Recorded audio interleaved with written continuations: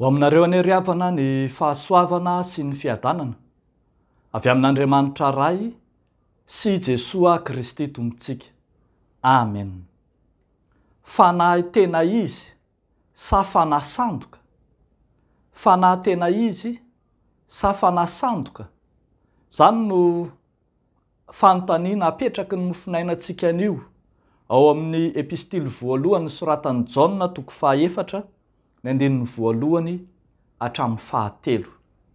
Andeha ovakitsika amin'ny anaran'ny Tompo manao hoe: ry malala, aza mino ny fanahy rehetra fa izao toetra ny fanahy na avy amin'Andriamanitra ireny na tsia, satria maro ny mpaminany sandoka efa lasa any amin'izao tontolo izao.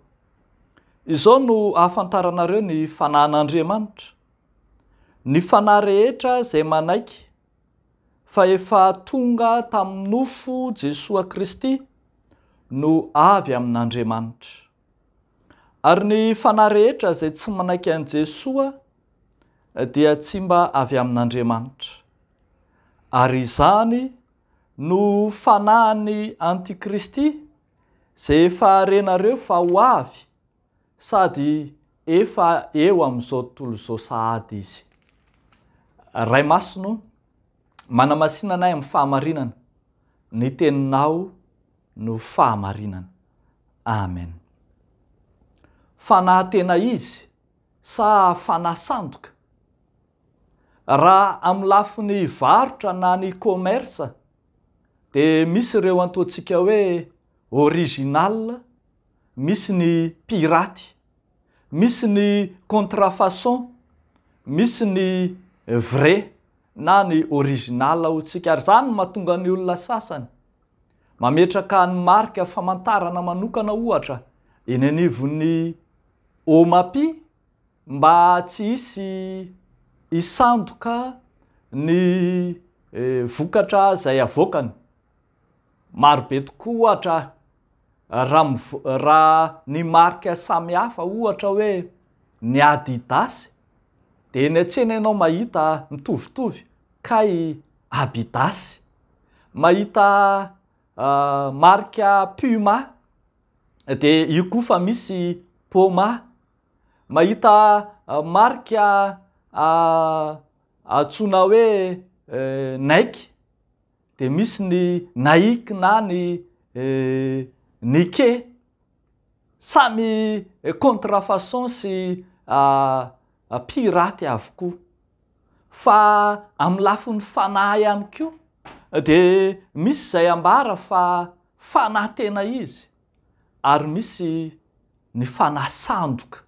Zany no nahatonga ny Jaona apôstôly hanoratra manao hoe: aza mino ny fanahy rehetra, aza mino ny fanahy rehetra fa misy ny fanahy avy amin'Andriamanitra izay mahatonga anao hino an'i Kristy.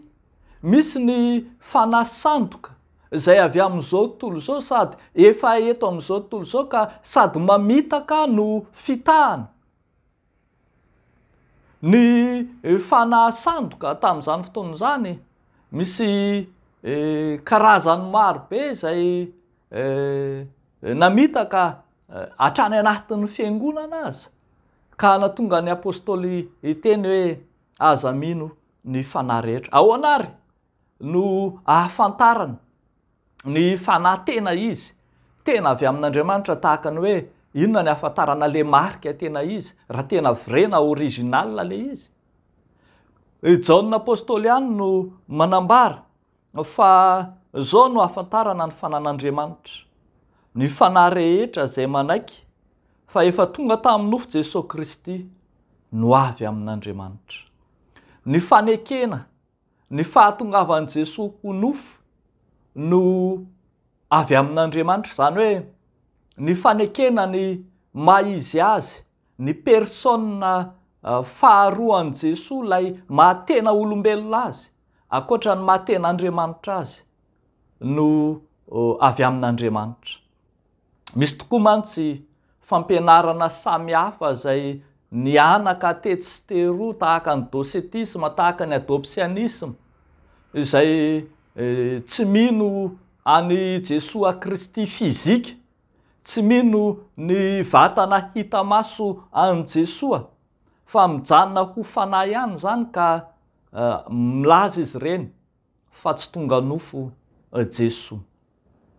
Toerin'ny fampianaran'ny soratra masina zany, toerin'ny apôstôly zany, ireo mpampianatra sandoka izay efa miela eny amin'izao tontolo izao, voalaza imbetsaka atao amin'ny epistily soratan'i Jaona fa efa eny amin'izao tontolo izao zany aza mbola miandry antikristy ho avy sika fa efa eo izy. Fa izy ireny kosa dia mamitaka fitahana avy amin'izao tontolo izao ary misandoka ny hafatry ny mpaminany, na ny tenin'ny mpaminany, na ny fampianaran'ny mpaminany, nefa tsy mifanaraka amin'ny fampianaran'ny apôstôly kory ny zavatra tenenina. Eto mantsy dia hitantsika mazava fa tsy mifanipaka akory ny fampianaran'ny fanahin'Andriamanitra sy ny fampianaran'ny Kristy, izay efa voalazan'ny Kristy ihany no ambaran'ny fanahy fa tsy milaza zavatra hafa izy tsy akory. Ny an Jesoa Kristy dia ilay fahatongavana nofo naterak'olombelona, nijaly teo amin'ny hazo fijaliana, maty ka nalevona, nitsangana tamin'ny maty ary niakatra any an-danitra. Izany no dingana lehibe ny fahatongavan'i Jesoa tamin'ny maty, fahatongavan'i Jesoa ho olombelona ka inotsika. Ny finoanan'izany no antsoina hoe finoana kristianina. Ny kristianisme mantsy dia miivo ao amin'ny Kristy. Kristy no kristianisme, ka tsy misy ny kristianina raha tsy manaiky, raha tsy mino ny fahatongavan'ny Kristy ho nofo isika. Zava-dehibe eo amin'ny finoana kristianina ry havana, ny fanekena sy ny finoanana izany, tsy fanekena amin'ny vava sy ny tenenana fotsiny fa mino an Jesoa isika, fa ny fanarahana ny ataony ihany koa, ka ny nataon'i Jesoa no ataontsika, ny noteneniny no lazaintsika, eny ny toe-panahiny no toe-panahintsika. Izany no ananantsika ny fiainana kristianisma tanteraka. Izany no fiainana miivo ao amin'ny Kristy, na ilay antsoina hoe fiainana kristôlôjika, fiainana miivo ao amin'ny Kristy.